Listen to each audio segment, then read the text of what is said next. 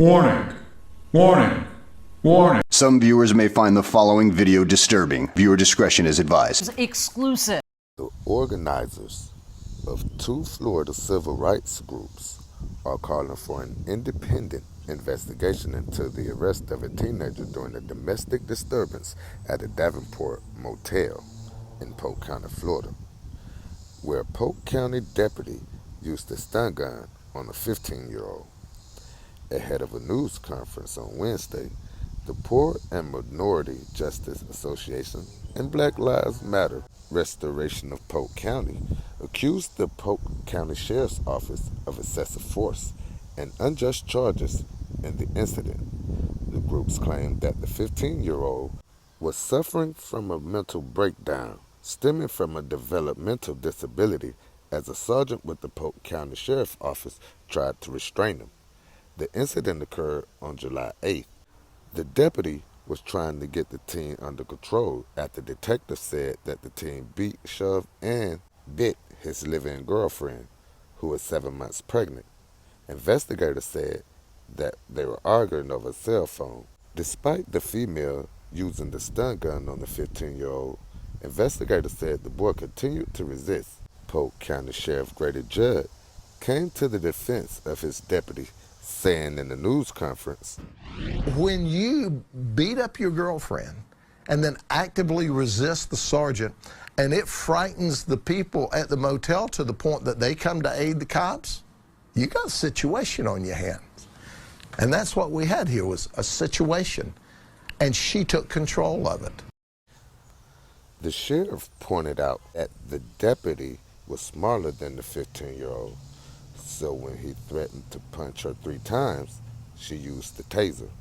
Judd also said, He threatens that he's going to swing on the deputy. That's when she stepped back and tased him, which is protocol. Advocates defending the teenager argued that the cell phone video taken by the teenager's mother proves that he did not pose a threat to law enforcement. At the time, he was being tased by Sergeant Sharon Gaylord. Actions taken by Sergeant Gaylord were unjustified and unlawful, the organizers said in a joint news release.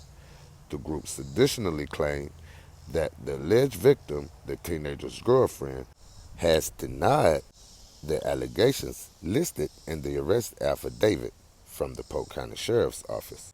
The affidavit reads, the suspect and victim were in an argument over a cell phone.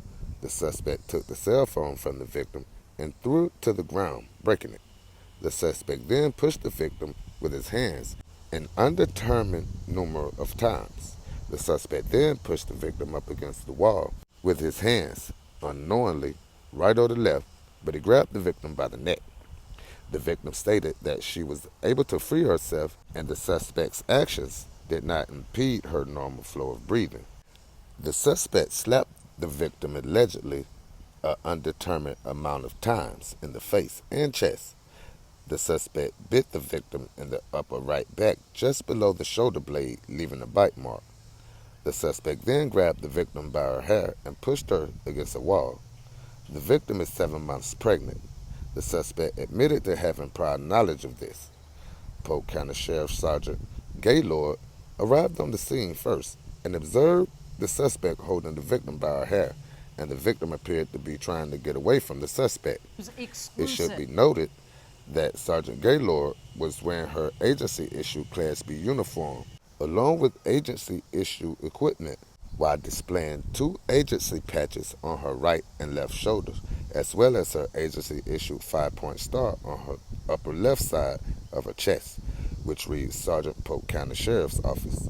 Sergeant Gaylord identified herself as the Polk County Sheriff's Office while exiting her vehicle and gave the suspect multiple commands to release the victim and separate. Due to the suspect not complying with the lawful commands given by Gaylord, she then pushed the suspect on his back, separating the two, allowing her to get in between the parties. The suspect continued to ignore the lawful commands given by Sergeant Gaylord, to which she then drew her agency taser and armed it. At this time, the suspect began to yell, "Tase me, fucking tase me," Sergeant Gaylord continued to give the suspect lawful commands to get the suspect on the ground.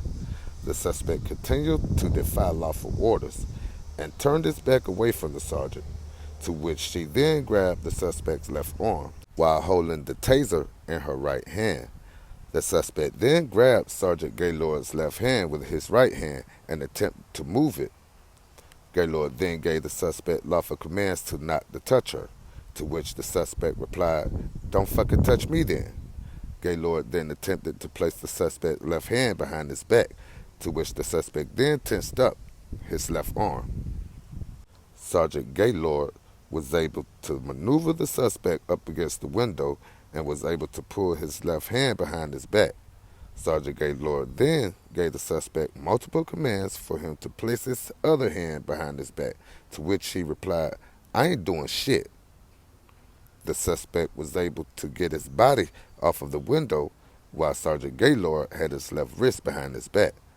The suspect then stated to Gaylord, "I'm going to swing on her," and then started to her on a more aggressive voice for a second time, "I'm going to fucking swing on her."